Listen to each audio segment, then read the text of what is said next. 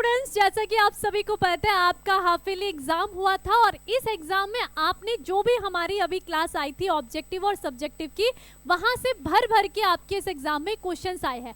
तो आप cross check करते हैं कि क्वेश्चंस के आंसर आपने सही भी लिखे थे और जो मैंने आपको जितने क्वेश्चंस बनाए थे बताए थे वो सारे आपके पूछे गए हैं। तो जिस तरीके से हमने आपकी हाफ ईयरली एग्जाम की तैयारी करी है, आने वाले एग्जाम्स की भी हम इसी तरीके से और आपके बोर्ड एग्जाम की भी बेहतरीन तैयारी करेंगे। तो चलिए अब आपके हाफ ईयरली एग्जाम के पेपर का एक रिव्यू देख लेते हैं कि आखिर कैसे इसमें क्वेश्चंस पूछे गए थे। जैसा कि आप देखोगे कि आपके पास यहाँ पर ऑब्जेक्टिव के 70 क्वेश्चंस पूछे जाते हैं, जिसमें से आपको 35 क्वेश्चंस करने होते हैं। तो ऑब्जेक्टिव के अगर 35 क्वेश्चन इतने इजी आ रहे थे कि बहुत अच्छे तरीके से आप इसको कर सकते हो। सारा का सारा जितना आपको पढ़ाया गया है उसके अंदर से आया, बाहर से कुछ नहीं आया आपके इस हाफ ईयरली एग्जाम में। तो देखिए पहला क्वेश्चन आपका देखो कितना इजी पेपर आया था कि लघु बीजाणुधानी निम्नलिखित में से किसमें पाई जाती है? अंडा से, परागकोश, वर्तिका या वर्तिका, है ना, वर्तिका। तो परागकोश हो जाएगा। देखिए टैपेटम निम्नलिखित में से किसकी सबसे भीतरी संरचना होती है? तो ये कौन सी है? आपकी परागकोश की, है ना तो अंडाणु अंडा से, ना तो परागनली, परागकोश की भित्ति होती है। इसके अलावा आपका जो क्वेश्चन है यहाँ पर देखो, परिभ्रूण किसका बचा हुआ? ये तो मैंने आपको बताया था कि परिभ्रूण में काली मिर्च, चुकंदर आ रहा था एग्जाम्पल याद, तो किसका था? बीजाणुकाय का शेष भाग था। निम्नलिखित में से कौन पर परागण को बढ़ावा देता है? तो देखिए कल ही हमने बताया था अनुन्मीलिय परागणी पुष्प नहीं होता है क्योंकि ये बंद पुष्प होते हैं। उभयलिंगाश्रय, यहाँ पर जो बाइसेक्सुअल होंगे वो भी नहीं होंगे, बल्कि स्व असामंजस्य नहीं, सजातीय पुष्प, है ना। आपका जो सजातीय पुष्प है जिसमें प्लांट तो एक रहता है लेकिन पुष्प अलग अलग रहते हैं, तब परागण की क्रिया एक पुष्प से दूसरे पुष्प में होती है, तो उसे हम पर परागण कहते हैं। इसके अलावा अलैंगिक जनन द्वारा उत्पन्न संतति आनुवांशिक रूप से कैसी होगी? समान होती है। किसके? जनक के समान होती है। तो ऑप्शन नंबर बी आपका हो जाना था। अगला क्वेश्चन ये कह रहा है कि अलैंगिक जनन सामान्यतः पाया जाता है तो किसमें? जानवरों में, उच्च पौधों में, एक कोशिकीय जीव में या स्तनधारी में? तो सिंपल आंसर हो जाएगा एक कोशिकीय जीवों में। इसके अलावा देखिए जरा, जीवाश्म सामान्यतः कहाँ पाए जाते हैं? भाई इंपॉर्टेंट है ना, अवसादी चट्टानों में, सेडिमेंट्री रॉक में पाए जाते हैं। इसके अलावा निम्न में से कौन मानव में अवशेषी अंग नहीं है? तो कौन सा नहीं था? अपेंडिक्स है, तृतीय मोलर बॉल जो दाढ़ था वो भी है, किडनी, है ना, किडनी। अवशेषी अंग कौन नहीं है? किडनी नहीं है, किडनी। ये बच्चे ने गलत करा है, किडनी हो जाएगा। कॉकिक्स तो अवशेषी अंग आता है भाई, पूछ है ना, तो यहाँ पर किडनी आपका सही आंसर होगा, ऑप्शन नंबर डी, अवशेषी अंग में नहीं आता है। निम्न में कौन विकास का सही क्रम है? भाई विकास के सही क्रम को आपको लिखना है कि सबसे पहले कौन आया था? मछली, सरीसृप, उभयचर, फिर स्तनधारी आए थे, या पहले उभयचर फिर मछली फिर सरीसृप फिर स्तनधारी आए थे, या फिर मछली, उभयचर, सरीसृप, स्तनधारी? तो ऑप्शन नंबर आपका क्या हो जाएगा? 3, पहले मछली, उभयचर, सरीसृप और स्तनधारी। ऑप्शन नंबर सी आपका हो जाएगा। इसके बाद आगे देखो, संस्थापक प्रवाह निम्नलिखित में से किसका उदाहरण होता है? जो आपका संस्थापक प्रवाह होता है वो आपका अनुवांशिक अपवाह, ये जो अनुवांशिक अपवाह है इसका क्या होगा? यहाँ पर उदाहरण होगा। अगला कह रहा है कि आणविक विकास निम्न में से किस पर निर्भर करता है?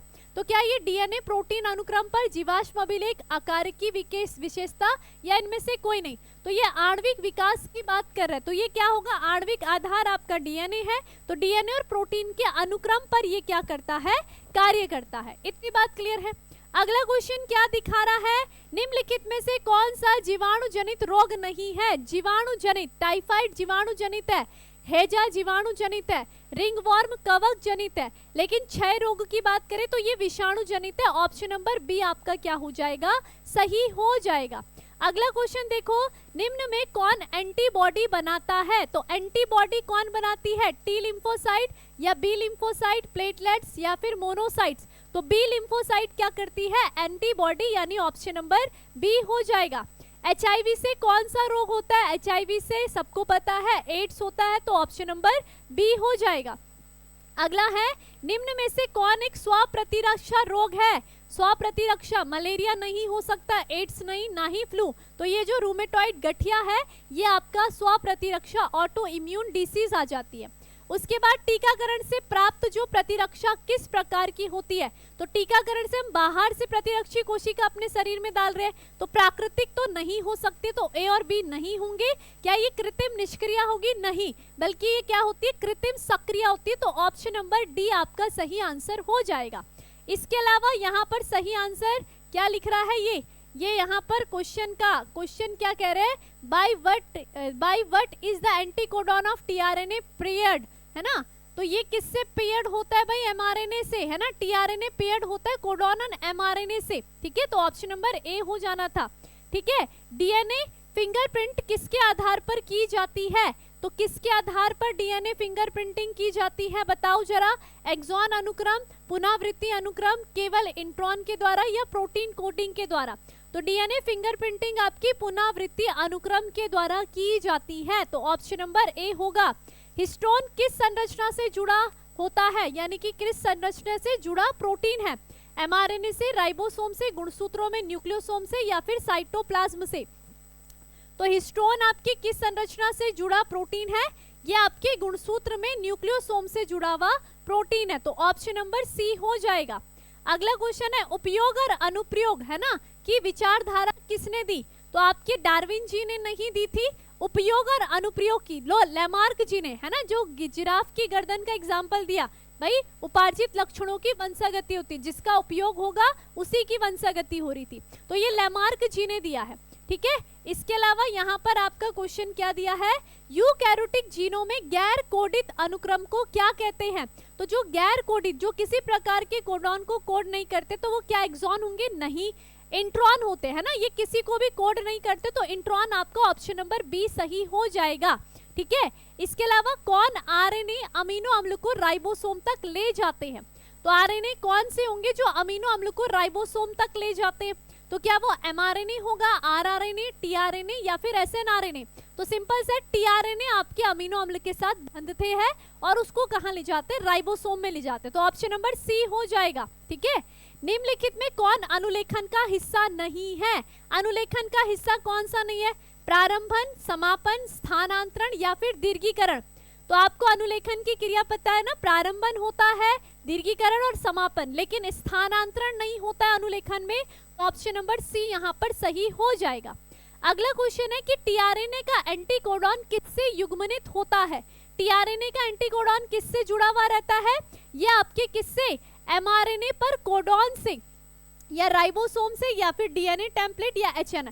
तो आपको देखो, जो आपका एंटीकोडॉन हो वो आपके एमआरएनए के कोडॉन पर, उस पर क्या होता है? बंधता है या युग्मनित होता है, उसकी एंटीकोडॉन भुजा पड़ती है ना एमआरएनए को। तो इसलिए ये गलत आंसर दिया इस बच्चे ने। ऑप्शन नंबर ए आपका सही आंसर हो जाएगा। अगला क्वेश्चन है आदिकालीन वायुमंडल में निम्न में से कौन सी गैस अनुपस्थित थी? मीथेन थी, हाइड्रोजन थी, अमोनिया थी, लेकिन ऑक्सीजन गैस नहीं थी। ऑप्शन नंबर सी हो जाएगा। ये हमने सारे क्वेश्चन करे हुए। समरूप अंगों की विशेषता बताओ। समरूप यानी कि कैसे होता है ये? एनालॉगस। अगर आपको ना समझ आए तो एनालॉगस, जिनकी उत्पत्ति कैसी होगी? अलग अलग होती है ना, लेकिन कार्य समान। तो बच्चा देखो समरूप देख करके गलत दे के आए कि समान उत्पत्ति और कार्य नहीं, इनकी क्या होती है यहाँ पर? समान उत्पत्ति लेकिन भिन्न कार्य होते हैं। मैंने कल भी आपको बताया था कि समान उत्पत्ति लेकिन क्या होंगे? कार्य भिन्न होते हैं, ठीक है। अगला क्वेश्चन है उत्परिवर्तन सिद्धांत किस वैज्ञानिक ने प्रस्तावित किया? तो आपके डार्विन जी ने नहीं, वॉलेस ने नहीं, लैमार्क ने नहीं। Option number D Hugo de bridge. Option Hugo de bridge ने आपके उत्परिवर्तन सिद्धांत को दिया था। अगला क्वेश्चन क्या है? X0 क्रोमोसोम की असमानता। X0 क्रोमोसोम की असमानता किसमें होती है? क्या डाउन सिंड्रोम में? नहीं। क्लाइनफेल्टर नहीं, एडवर्ड सिंड्रोम नहीं, टर्नर सिंड्रोम, है ना, इसमें एक गुणसूत्र की कमी, X0 वाला क्रम आता है, ठीक है। चलो अगला क्वेश्चन है निम्न में से कौन सह प्रभाविता को दर्शाता है? तो सह प्रभाविता को मानव का जो AB ब्लड ग्रुप है, यानी ऑप्शन नंबर ए बिल्कुल सही है, ठीक है। अपूर्ण प्रभाविता में F1 पीढ़ी में क्या होता है? अपूर्ण प्रभाविता में इनकम्प्लीट डोमिनेंस में क्या था? प्रमुख लक्षण या अप्रभावी लक्षण या मध्यवर्ती, है ना। जब गुलाबी और सफेद लाल और सफेद पुष्प का संकरण कराया तो आपकी मध्यवर्ती संरचना प्राप्त हुई। तो ऑप्शन नंबर सी आपका सही हो जाएगा। अगला क्वेश्चन क्या है, अगला क्वेश्चन है सिकल सेल एनीमिया किस कारण से होता है भाई, सिकल सेल एनीमिया किसके कारण से होता है, बिंदु परिवर्तन होता है, GAG की जगह GUG आ जाएगा, तो एक नाइट्रोजन क्षार का परिवर्तन हो रहा है, तो ये बिंदु परिवर्तन ऑप्शन नंबर ए बिल्कुल सही है। अगला क्या है कि ओ रक्त समूह वाले बच्चे के माता पिता का रक्त समूह नहीं हो सकता, तो नहीं हो सकता अगर ए है तो क्या ए बी के कारण हो सकता है भाई, ए बी इसके माता पिता हो सकते हैं, ए बी और ओ बी हो सकता है, ए और ओ भी हो सकता है, लेकिन ए बी वाला नहीं हो सकता क्योंकि इसकी जीनी संरचना आई बी बन रही है ना, आई ए और आई बी बन रही है, तो इसमें संतति जो होगी या तो वो ए ब्लड ग्रुप वाली या तो बी वाली होगी, इसके ये माता पिता नहीं हो सकते, तो ऑप्शन नंबर सी बिल्कुल सही है।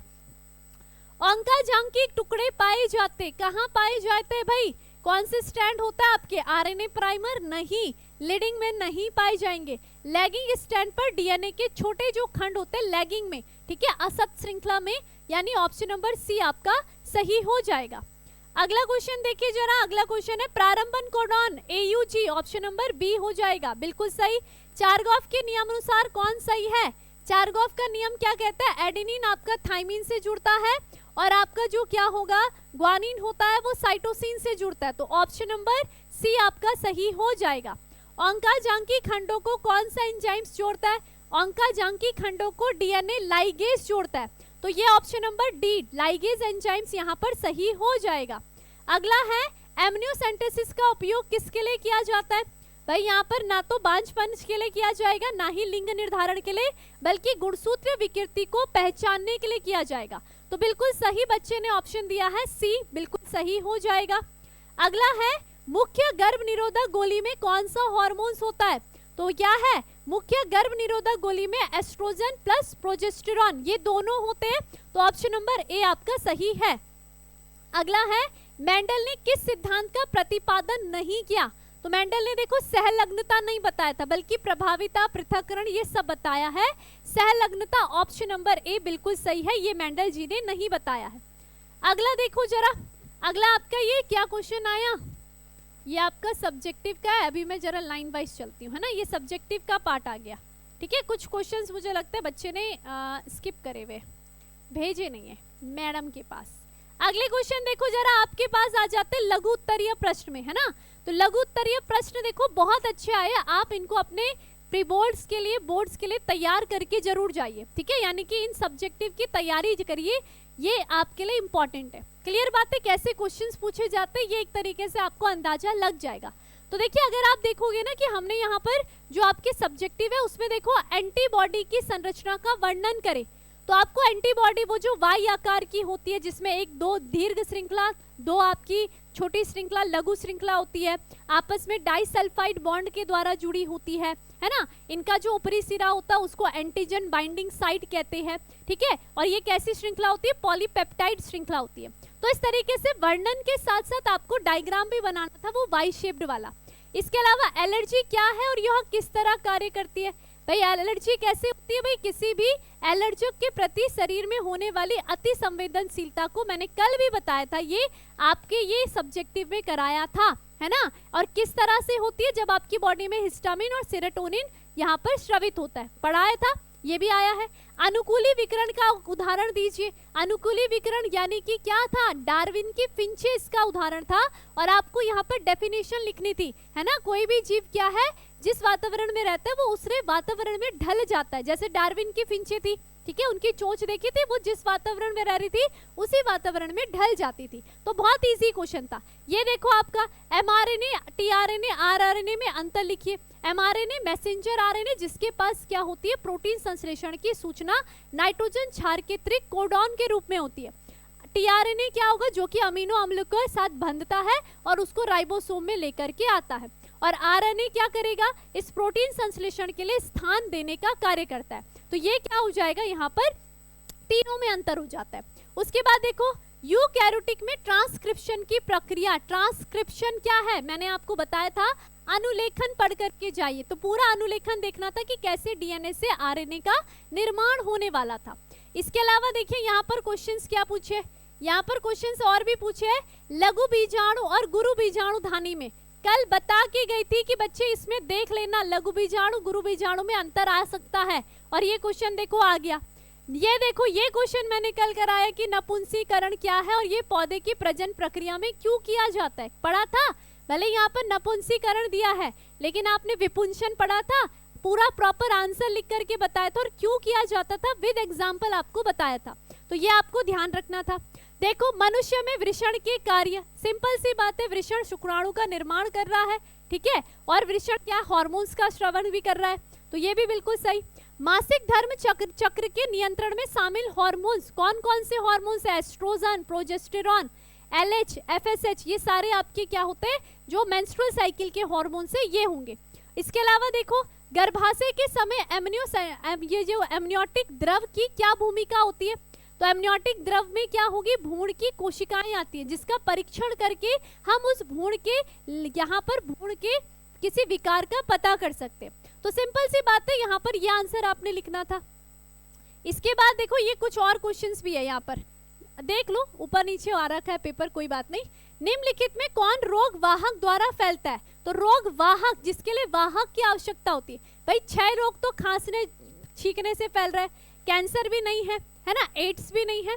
वाहक के लिए मलेरिया, मलेरिया कौन होता है आपको पता है ना, मादा एनाफिलिस मच्छर, तो ये वाहक की सहायता से आ रही है बॉडी में, है ना, जो आपका प्लाज्मोडियम आएगा।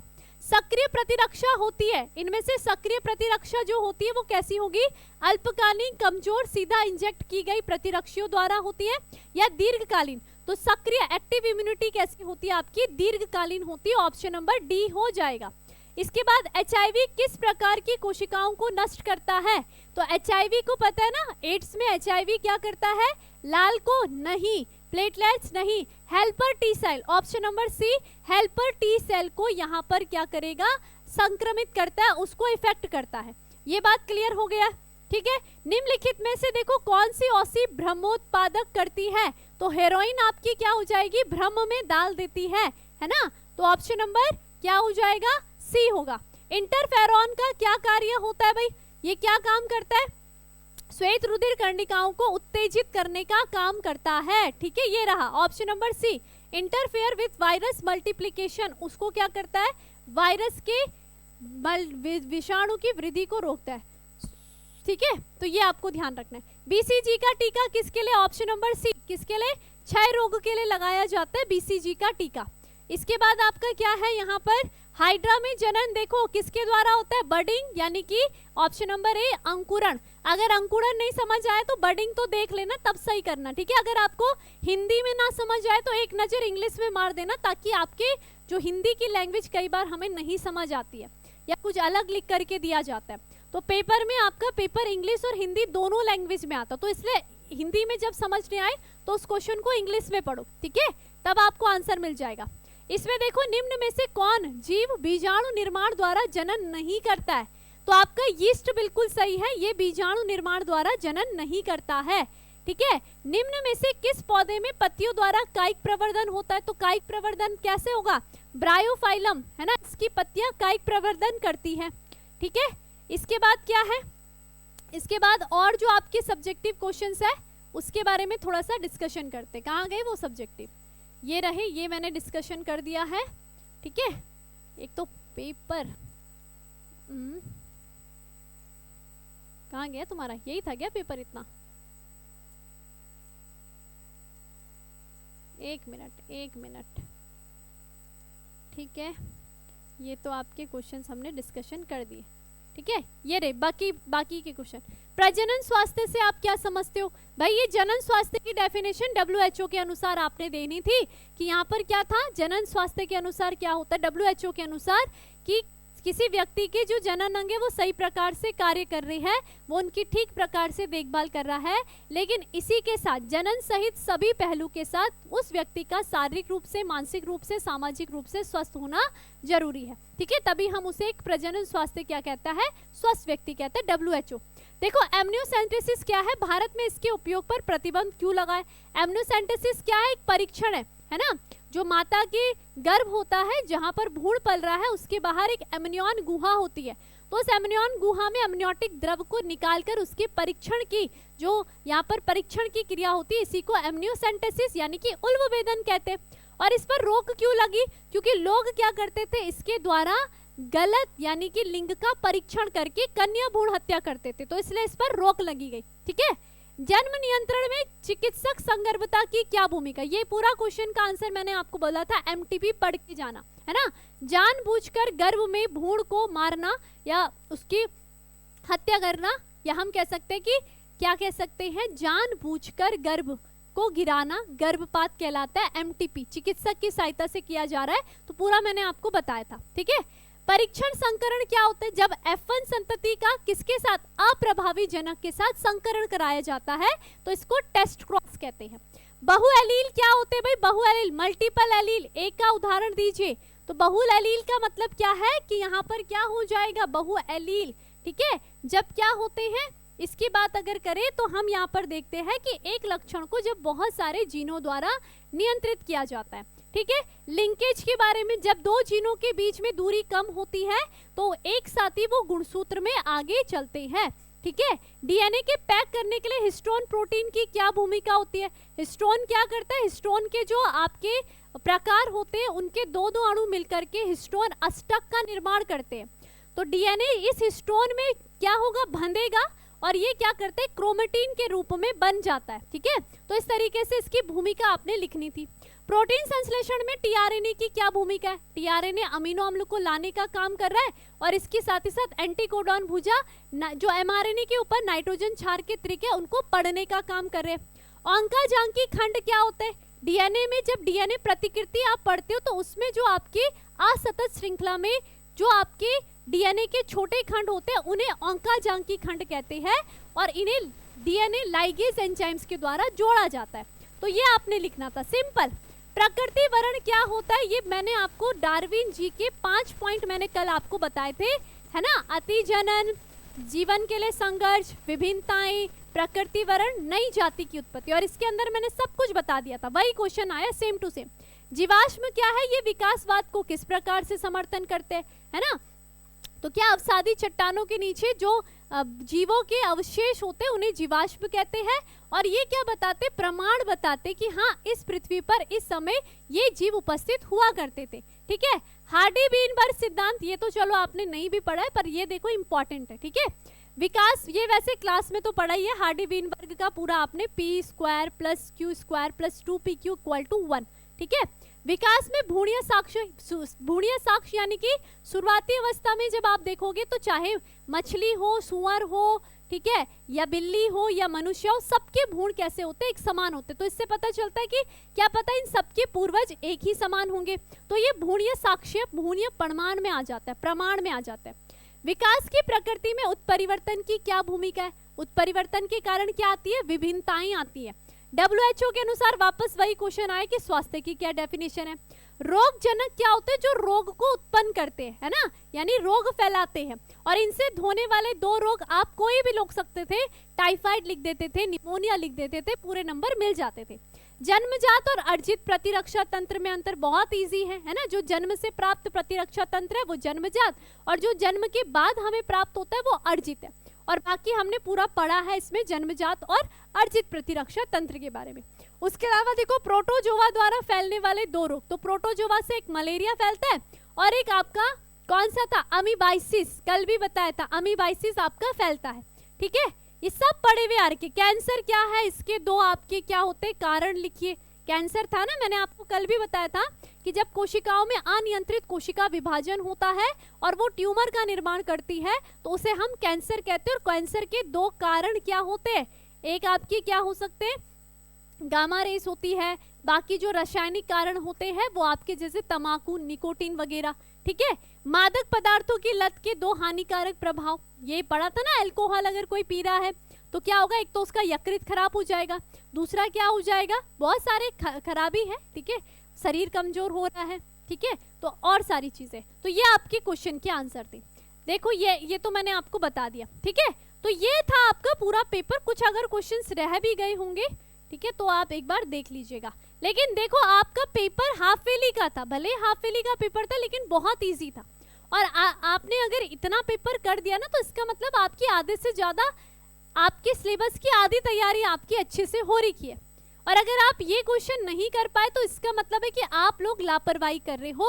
आप लोग ना तो रेगुलर क्लास लेते होंगे, ना तो आप पढ़ते होंगे, आप केवल ये भरोसे बैठे होंगे कि बस एग्जाम के 4 दिन पहले हम पढ़ने बैठ जाए। तो बच्चों ऐसे तो आपके अच्छे नंबर नहीं आएंगे, और ना ही आपका अगर जो सपना होगा बिहार में टॉपर बनने का वो भी पूरा नहीं होगा। तो अगर आप चाहते हो कि चलो कोई बात नहीं, हाफ ईयरली एग्जाम आपका नहीं सही गया, तो अभी आपके प्री बोर्ड एग्जाम आएंगे जहां पर पूरा सिलेबस आपका आएगा, तो उसके लिए आपको पढ़ना पड़ेगा और आज से पढ़ना पड़ेगा। तो इसके लिए आपको रेगुलर क्लास लेनी पड़ेगी। तो डेली आपके हर सब्जेक्ट की यूट्यूब पर क्लासेस होती है। आप लोग बिहार बोर्ड टॉपर संकल्प के इस यूट्यूब चैनल को सब्सक्राइब कर लीजिए और यहाँ आपकी क्लासेस चलती रहती है। बायो की क्लास का टाइम है रात 8 बजे, तो 8 बजे आपको जुड़ जाना है। मंडे, थर्सडे और आपका सैटरडे है ना, सोमवार, बृहस्पतिवार और आपका शनिवार, ये 3 दिन आपकी यूट्यूब पर बायो की क्लास होती है रात को 8 बजे, जहां पर हम अपने चैप्टर को पढ़ ही रहे हैं और पूरे चैप्टर को अच्छे तरीके से हर टॉपिक को समझते हैं और जितने अब तक हमने पढ़े हैं उनके क्वेश्चंस आपको देखने के लिए मिले हैं। तो इसलिए अभी से पढ़ना शुरू कर ले। अभी केवल हाफ ईयरली एग्जाम हुआ है, कब प्री बोर्ड आ जाएंगे, कब बोर्ड आ जाएंगे, और फिर तुम पछताते रह जाओगे कि काश मैं उस समय पढ़ लेता।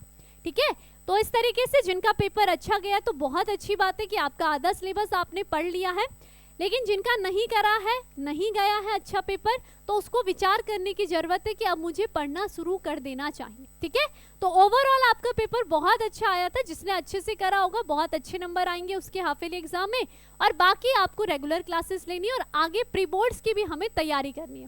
ठीक, तो चलिए फिर आज के लिए इतना ही रखते हैं और मिलते हैं आप सभी से अब रेगुलर क्लासेस में। तब तक के लिए आप सभी अपना ध्यान रखिए, तब तक के लिए बाय बाय, टेक केयर।